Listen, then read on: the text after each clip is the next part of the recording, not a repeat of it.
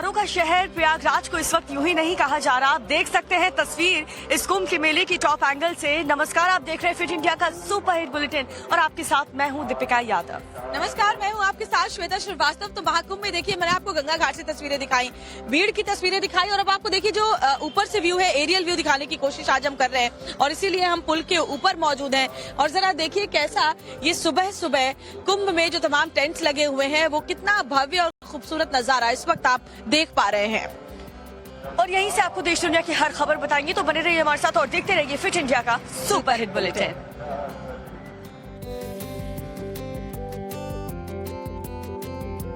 कि महाकुंभ के इस मेले में एक से बढ़कर एक जो बाबा हैं वो पहुंच रहे हैं और धर्म नगरी की सबसे बड़ा आकर्षण का केंद्र बने हुए हैं। और ऐसे बहुत सारे बाबाओं से तो पहले ही आपको मिलवा चुके हैं, लेकिन अब नए एक बाबा जो है वो हठ योगी बाबा है और इनका हठ योग जब आप देखेंगे तो अचंभित रह जाएंगे। देखिए आप।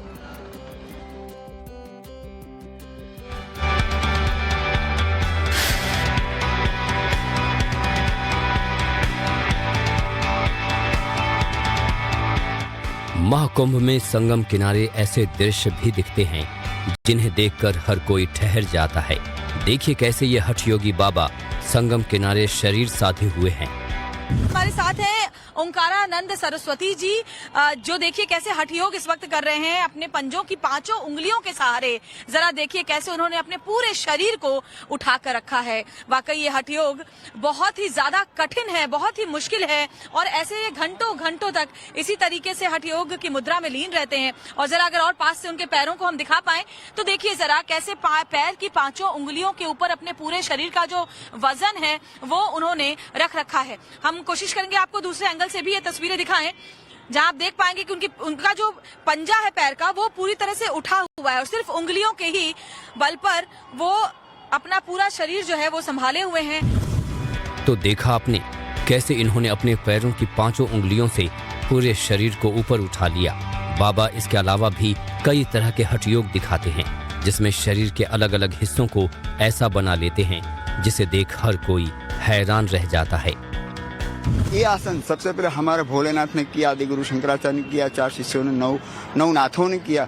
ये नाथ संप्रदाय के अंदर ही बहुत गोरक्षनाथ ने भी किया था। अघोर तप के लिए गोरक्षनाथ के पास से 9 नाथों के पास आया और सिद्ध संतों के पास, इसके बाद मेरे पास आया हुआ है। और मैं जब 5वीं कक्षा में था तब से मैं कर रहा हूँ। आज 61 है मेरी एज। और आपको देख के लगता नहीं कि आप 61 साल के, क्योंकि इतनी कठिन तपस्या आप कर रहे हैं। संगम किनारे बैठे हठ योग बाबा भी इन दिनों महाकुंभ में आने वाले श्रद्धालुओं के आकर्षण बने हुए हैं। और महाकुंभ में स्नान करने के लिए, यहाँ की आस्था को महसूस करने के लिए दूर दराज से भी जो भक्त है बस वहाँ खींचे चले आ रहे हैं। जी हाँ, और आगे बढ़ते हुए आपको बताते हैं महाकुंभ में माँ गंगा का आशीर्वाद लेने के लिए देश और दुनिया से कोने कोने से लोग आ रहे हैं। लेकिन आज जिससे हम मिलवाने जा रहे हैं उनका नाम है दिनेश कुशवाहा, जो हर देश और भारत में हर राज्य के हर जिले के नाम मुंह जुबानी उन्हें रटे हुए हैं। इंडिया बुक ऑफ रिकॉर्ड में इनका नाम शामिल है और वर्ल्ड रिकॉर्ड दर्ज करने की तैयारी में है। कुंभ के मेले में जब आप घूमते हैं तो अलग अलग तरह के लोगों से आपकी मुलाकात होती है। कैसे एक बिल्कुल अलग तरह के शख्स से मेरी मुलाकात हुई है। दिनेश कुशवाहा इनका नाम है, इंडिया बुक ऑफ रिकॉर्ड्स में इनका नाम है और उनकी ख्वाहिश है कि Guinness book of world record में भी नाम जाए, क्योंकि बहुत ही अलग तरीके की इनकी प्रतिभा है। प्रतिभा ये है कि आप किसी भी राज्य का नाम लें, वो फटाफट उसके तमाम जिलों के आपको नाम बता देंगे। अगर आप विश्व की बात करें तो विश्व में जितने देश हैं उन सब के बारे में वो बता देंगे। और मैं भी बहुत हतप्रभ हूँ इनको ऐसे सुनकर के। दिनेश जी, सबसे पहले तो जरा सुनाइए कि विश्व की अगर बात करें कौन कौन से देश हैं विश्व में? विश्व में जहां राम नाम की अलग और महाकुंभ की अलग जग रही है, भारत, पाकिस्तान, बांग्लादेश, नेपाल, चीन, Sri Lanka, Kuwait, Taiwan, Yemen, Macau, सऊदी अरब, Singapore, Hong Kong, Cyprus, Thailand, Maldives, Malaysia, Tajikistan, Afghanistan, Philippines, Indonesia, तुर्की, Guam, Syria, Japan, Lebanon, Laos, Brunei, Bahrain, Mongolia, Iran. अरे वाह, जबरदस्त जबरदस्त। अब जरा चलिए तमिलनाडु के जरा बताइए जिले मुझे। तमिलनाडु कृष्णगिरी, धर्मापुरी, नागरकोल, बुर्दुनगर, तूतीकोरी, रामनाथपुरम। उत्तर प्रदेश शाजापुर, सहारनपुर, गाजियाबाद, फिरोजाबाद, मुरादाबाद, कन्नौज, सीतापुर, लखीमपुर, फतेहपुर, बांदा, रायबरेली, सुल्तानपुर, आगरा, मथुरा, बिहार, ससाराम, शेखपुर, बांका, समस्तीपुर, औरंगाबाद, खगड़िया, दरभंगा, मुजफ्फरपुर, छपरा, पटना, अरावली, बिहार शरीफ, नवादा, किशनगंज, गोपालगंज, मोतिहारी, सीतामढ़ी। बहुत बहुत बहुत अच्छा। तो देखा आपने दिनेश जी की बहुत ही अद्भुत ये कला है, जिसमें कि आप सोचिए इनके कैसे इन्होंने इतने नाम याद रखे हैं। बस आप राज्य का नाम लीजिए, तमाम जिले बता देंगे, विश्व के हर देश के बारे में बता देंगे। कब से दिनेश जी ये शुरू किया? साल तो 1-2 साल हो गए मैम। अच्छा, कैसे इतना रट्टा मारा आपने? MPPSC UPSC की तैयारी करता था, जियोग्राफी में सब्जेक्ट में दिक्कत आती है कि मैप को लेकर, तो मैंने सोचा गूगल से क्यों ना लड़के पूरे मैप को ही पलट दें। अब क्या इच्छा है आगे? अब मैंने इंडिया बुक ऑफ रिकॉर्ड में अभी रिकॉर्ड दर्ज कराया है।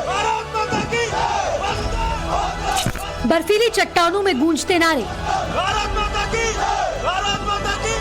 -20 डिग्री में सरहद की हिफाजत,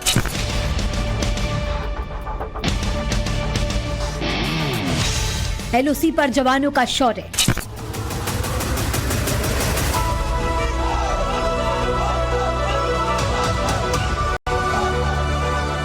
लाइन ऑफ कंट्रोल यानी वो रेखा जो दुश्मन को उसकी हद बताती है। अगर भारत अपना 76वां गणतंत्र दिवस धूमधाम से मनाएगा तो इसका सीधा श्रेय हमारे जवानों को जाता है। ये हमारे जवानों के शौर्य और बलिदान की ही गाथा का एक अध्याय है कि आज तिरंगा हवा के तेज झोंकों के साथ शान से फहरा रहा है। आज हम आपको भारतीय सेना के ऑपरेशंस का वो पहलू दिखाने वाले हैं जो आज से पहले आपने कभी नहीं देखा होगा, कभी नहीं सुना होगा।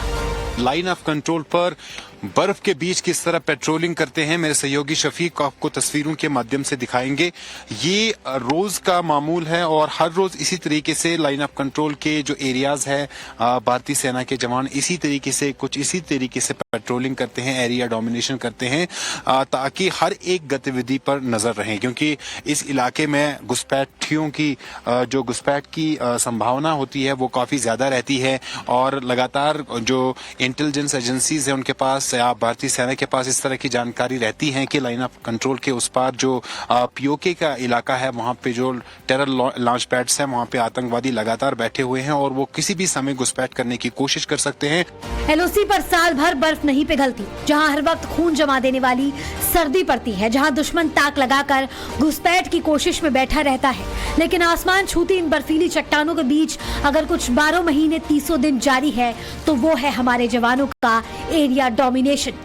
गणतंत्र दिवस के चलते लाइन ऑफ कंट्रोल पर भारतीय सेना ने चौकसी बढ़ा दी है। एरिया डोमिनेशन के साथ साथ भारतीय सेना के ये जवान फेंस के नजदीक पेट्रोलिंग करते हुए आपको देखेंगे। मेरे सहयोगी शफीक आपको तस्वीरें दिखाएंगे यहाँ पर भारतीय सेना के जवानों की एरिया डोमिनेशन के साथ साथ जो पेट्रोलिंग है उससे भी और तेज किया गया है। लगातार भारतीय सेना के पास इस तरह के इनपुट्स आ रहे हैं कि लाइन ऑफ कंट्रोल के उस पार लॉन्च पैड्स पे जो आतंकवादी है वो घुसपैठ करने की कोशिश कर सकते हैं। यहाँ पर जो तापमान है वो -20 से नीचे चला जाता है। इसके साथ साथ तेज हवाएं हमेशा रहती है, बर्फबारी होती है और इस बर्फबारी के बीच भी ये भारतीय सेना के जवान यहाँ पर पेट्रोलिंग करते हुए आपको देखेंगे और इनका उठाया हुआ हर एक कदम देश की सुरक्षा को सुनिश्चित करता है। ये वो बॉर्डर है जहां आपको दूर दूर तक भले ही सब कुछ सफेद नजर आएगा, लेकिन पड़ोसी की नियत एकदम काली है और इसी काली नियत से हमें बचाने के लिए किस तरह हमारे जवान ऑपरेशंस चलाते हैं वो भी देखिए। किस तरह की चौकसी है हम आपको तस्वीरों के माध्यम से दिखाएंगे। लाइन ऑफ कंट्रोल पर भारतीय सेना ने अपनी पेट्रोलिंग, एरिया डोमिनेशन और जो तमाम तरह के टैक्ट्स काउंटर इंसर्जेंसी के ऑपरेशंस में दिखाए जाते हैं, उनका इस प्रयोग किया जाता है, वो यहाँ पर दिखाए जा रहे हैं। ये देखिए भारतीय सेना के ये जवान इन बर्फ से बड़े पहाड़ियों पर किस तरह से यहाँ पर जो है पेट्रोलिंग करते हैं। उसके साथ साथ फायर एंड मूव का ये एक्सरसाइज है जो यहाँ पर लगातार की जा रही है और एकदम निशाना साधते हैं अपने टारगेट पर। 15,000 फीट की ऊंचाई पर मौजूद 740 किलोमीटर लंबी लाइन ऑफ कंट्रोल पर भारतीय सेना के जवान हर मौसम में हर चुनौती से लड़कर हमारी रक्षा करते हैं। इतनी बर्फ है, इतनी तेज हवाएं हैं, इतनी सर्दी है, तापमान भी -20 के करीब रहता है। ऐसे में जोश कैसे मिलता है? इतनी मुस्कान भी चेहरे पे है आपके। जोश तो सर जब इंडियन आर्मी का ड्रेस पहनता है तो ऑटोमेटिक बंदे के ऊपर जोश ही आ जाता है। ये भारतीय सेना के वो जवान हैं जो लाइन ऑफ कंट्रोल पर जिनकी पोस्टिंग है और इन बर्फीली इलाकों में ये भारतीय सेना के जवान जो है लगातार ड्यूटी कर रहे हैं और लाइन ऑफ कंट्रोल की सुरक्षा पर जो तैनात है और ऐसे में जो है देश की सुरक्षा को सुनिश्चित करते हैं। वंदे मातरम और भारत माता की जय के जयकार के साथ साथ यहाँ पर लाइन ऑफ कंट्रोल पर जो है गणतंत्र दिवस जो है मनाया गया, लेकिन ये बहुत कम समय इसमें बिताते हैं क्योंकि असल जो काम इन भारतीय सेना के इन जवानों का है वो लाइन ऑफ कंट्रोल पर लगातार जो दुश्मनों की चौकियां हैं और आतंकवादियों के मंसूबे हैं उनको नाकाम बनाना है। कैमरा पर्सन शफीक के साथ सोहेल, एलओसी। और आज हम अखाड़ों में मौजूद है ताकि यहाँ की हटियोग की तस्वीरें भी आपको दिखाइए। देखिए एक पैर पर ये जो हैं वो देखिए कैसे खड़े हैं और एक पैर पर ही खड़े होकर के झूले के सहारे लगातार जपनाम कर रहे हैं। और इतने कठिन हठयोग को देखकर ये समझ में आता है कि ये जो हमारे साधु संत तपस्वी हैं वो महाकुंभ में कैसे सिद्धियां प्राप्त करने और अपने पूजन को और सफल बनाने के लिए यहाँ पहुंचते हैं। ये हठयोग देखिए, आप भी हैरान रह जाएंगे। खबरों में आगे बढ़ते हुए बात गणतंत्र दिवस से पहले मिले खुफिया इनपुट के आधार पर जो हमारी सुरक्षा बल है वो लगातार जांच पड़ताल में जुटी हुई है, जिसके बाद जम्मू कश्मीर के चप्पे चप्पे पर जवान जो हैं वो तैनात कर दिए गए हैं और हर गाड़ियों की गहनता से जांच की जा रही है। और जो तस्वीरें जो लगातार हम आपको दिखा रहे हैं वो एलओसी की तस्वीरें हैं। एलओसी के पास मौजूद सदना टॉप की है, जहां डॉग स्क्वाड की मदद से भारतीय सेना के जवानों ने वाहनों की चेकिंग की। और हमारे संवाददाता साहिल सुहेल की एक स्पेशल रिपोर्ट आपको दिखा देते हैं। गणतंत्र दिवस पर पूरे जम्मू कश्मीर में सुरक्षा बढ़ा दी गई है। हम इस समय लाइन ऑफ कंट्रोल पर है। साधना टॉप पर भी आप देखेंगे सेना के जवानों ने जो तलाशी अभियान है उसे तेज किया गया है, क्योंकि ये लाइन ऑफ कंट्रोल से सटेक इलाका है और यहाँ पर एक तो घुसपैठ का खतरा रहता है, उसका अंदेशा रहता है। उसके साथ साथ जो ड्रग्स या नारकोटिक्स की तस्करी होती है उस पर भी भारतीय सेना की लगातार नजर होती है। भारतीय सेना के जवान जो लाइन ऑफ कंट्रोल पर तैनात है, कड़ी चुनौतियों का इनको सामना करना पड़ता है। खासतौर पर जो मौसम है यहाँ हमेशा खराब रहता है, बर्फबारी होती है। तो आप देखेंगे यहाँ पर जो गाड़ियां आती हैं पूरी तरह से इनकी तलाशी ली जाती है ताकि किसी तरह की भी चीज जो है वो कश्मीर घाटी में दाखिल ना हो, उसमें चाहे ड्रग्स हो, क्योंकि ये जो टंगडार का इलाका है यहाँ से भी ड्रग्स की तस्करी जो है वो होती है। और उस चीज को रोकने के लिए भारतीय सेना के जवान जो है यहाँ पर अलर्ट है और ये फ्रिस्किंग ऑपरेशन यहाँ पर चलाए जाते हैं। इसके साथ साथ जो घुसपैठ की संभावना होती है उस तरह जो पार बैठे आतंकवादी है उनके किसी भी मंसूबे को विफल करने के लिए ये सेना के जवान हर एक मौसम में सुबह शाम दिन रात यहाँ पर तैनात रहते हैं। इस वक्त भी यहाँ सर्द हवाएं चल रही हैं और जो विंड स्पीड है वो बीच में 50 मीटर से ज्यादा जो प्रति घंटे की रफ्तार से हवाएं चलती है उससे भी ज्यादा होती है। और इन कठिन परिस्थितियों में यहाँ पर भारतीय सेना के ये जवान काम कर रहे हैं। कैमरा पर्सन शफीक के साथ सुहेल, साधना टॉप।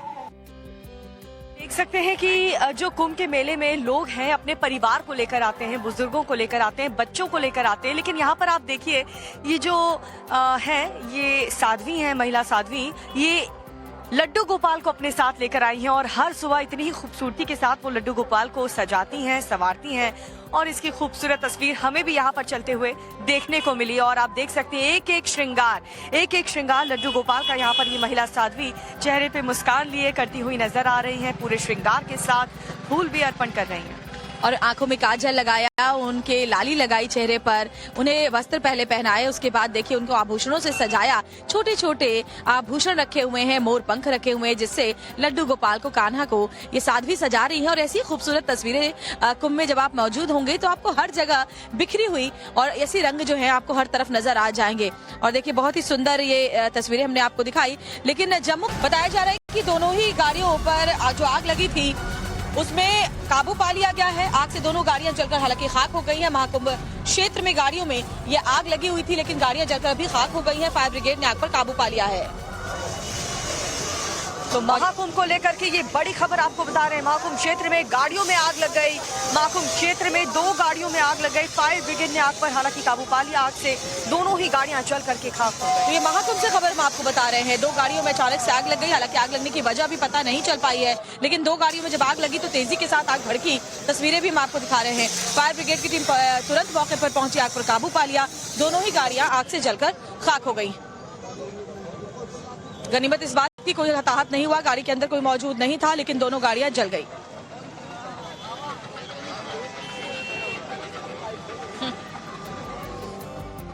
यहाँ पर दबंगों ने जन सेवा केंद्र के संस्थापक को पीट डाला, दुकान के अंदर घुस करके इस मारपीट की वारदात को अंजाम दिया। और आगरा की बीजेपी महिला पार्षद भी दुकान के अंदर मौजूद रही। ये पूरा मामला था, क्या दिखाते रिपोर्ट में।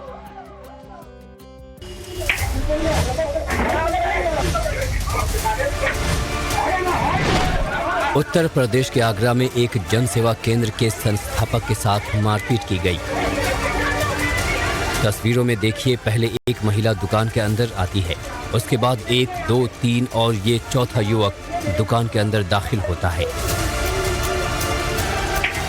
फिर क्या था, यहीं से पूरा विवाद तूल पकड़ता है। अंदर बैठे दुकानदार के साथ मारपीट होने लगती है। चौथा युवक जैसे ही दुकान में पहुंचता है, दुकानदार पर थप्पड़ों की बरसात कर देता है। जो महिला दुकान के अंदर खड़ी नजर आ रही है वो कोई और नहीं, आगरा की बीजेपी पार्षद हैं और ये सब उनके इशारे पर हो रहा है। एक तरफ जनसेवा केंद्र के संस्थापक ने पुलिस से इन सभी पर दबंगई और गुंडागर्दी समेत मारपीट का आरोप लगाया है। साथ ही दुकान में रखे पैसे लूटने की भी बात कही है। इतना ही नहीं, जनसेवा केंद्र के संस्थापक की तरफ से पार्षद के बेटे पर रंगदारी वसूलने का भी आरोप लगा है। तो वहीं दूसरी तरफ महिला पार्षद ने पुलिस से दुकानदार पर फर्जीवाड़ा का आरोप लगाया है, जिसमें पार्षद के फर्जी हस्ताक्षर के जरिए प्रमाण पत्र बनाने की बात कही गई है।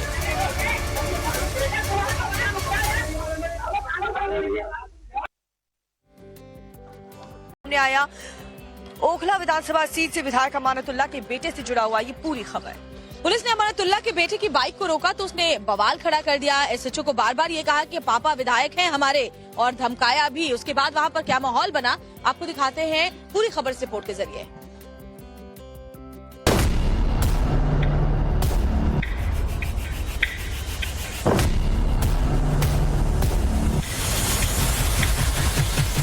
विधायक के बेटे की गुंडागर्दी। अब्बू जी ये सच्चे सामने यहाँ ये यहाँ कर रहे हैं, बदमाशी कर रहे हैं। विधायक का बेटा होने की धौंस। एक तो मॉडिफाई बाइक, ऊपर से दबंगई। चालान करूंगा मोटर व्हीकल चालान के खिलाफ। आप मेरे को गिरफ्तार न करो, मैं नहीं रहूंगा। पापा विधायक हैं तो बेटा कुछ भी करेगा। दिल्ली की जामिया नगर पुलिस थाने की टीम ने एक बाइक को जब्त किया है। ये अगर आप देखेंगे ये रॉयल एनफील्ड बाइक है और इस बाइक को पुलिस ने जब्त किया है। और जो बाइक इसको चला रहे थे वो यहाँ पर अमानतुल्लाह खान के जो बेटे हैं, ओखला से जो विधायक हैं, उनके बेटे चला रहे थे। और पता ये चला है कि इस बाइक के साइलेंसर को मॉडिफाई कराया गया था और काफी ज्यादा जो ये बाइक है वो आवाज कर रही थी। ओखला से आप विधायक अमानतुल्लाह खान के बेटे को जैसे ही पुलिस ने रोका, विधायक का बेटा बाइक को लेकर पुलिस से बहसबाजी पर उतर आया। के तहत आप मेरे को गिरफ्तार कर रहे हो, मेरे को गिरफ्तार कर रहे हो। मोटर व्हीकल एक्ट के तहत मेरे को गिरफ्तार कर रहे हो। ये चालान करूंगा मोटर व्हीकल चालान के खिलाफ। आप मेरे को गिरफ्तार मैं करूँ, मैं नहीं रहूंगा। नहीं जा रहे ना, नहीं जा रहे ना, ठीक है बाइक ले जा रहा हूँ। बाइक ले बाइक ले तो चल। आप मेरे को पहले यहीं पे मेरे को एक रिसीविंग दो। मैं एसएचओ साहब बना ले थाने में। साहब बताओ तू चल लेना, मैं अपनी लाइबिलिटी आप मेरी बोलो।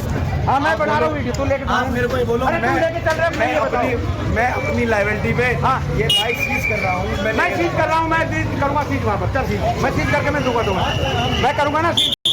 बस चलो। बताया जा रहा है कि जिस बाइक को अनस चला रहा था उसका साइलेंसर मॉडिफाई किया गया है। तो नफीस रोड पर इस बाइक को रोका गया। इस बाइक पे दो लोग सवार थे। एक अमानतुल्लाह खान के बेटे थे जो आगे सीट पर बैठकर इसे चला रहे थे और पीछे एक शख्स बैठा हुआ था। पीछे जो है वो आम आदमी पार्टी के झंडे रखे हुए थे और बाइक के ऊपर भी जो आम आदमी पार्टी के झंडे हैं वो लगाए गए थे। जब पुलिस ने पूछताछ शुरू की, पूछा कि आखिर ड्राइविंग लाइसेंस कहाँ है आपका और ये बाइक में क्या ये साइलेंसर जो है मॉडिफाइड है, तो वो उन्होंने बताया कि वो विधायक के बेटे हैं और इस तरीके से जो पुलिस से बदतमीजी है वो करने लगे, ऐसा पुलिस का आरोप है। चुनावी माहौल में आप विधायक के बेटे का विवाद सामने आया तो सियासत भी शुरू हो गई। ऐसे में विधायक अमानतुल्लाह खुद सामने आए। एसएचओ ने खुद बदतमीजी की और मोटरसाइकिल बंद की। उसकी अपनी मोटरसाइकिल नहीं थी क्योंकि उस पर पार्टी का झंडा लगा था, इसलिए उस मोटरसाइकिल को बंद किया और उसका 22,000 रुपये का चालान उन्होंने किया। तो मैंने अभी एसीपी सरिता विहार, एसीपी सुखदेव विहार से बात की है। एक तो ट्रैफिक नियमों को तोड़ा, ऊपर से पुलिस पर ही आरोप। विधायक अमानतुल्लाह के बयान से साफ है बेटा अनस क्यों पुलिस को पापा विधायक हैं हमारे वाली धौंस दे रहा था।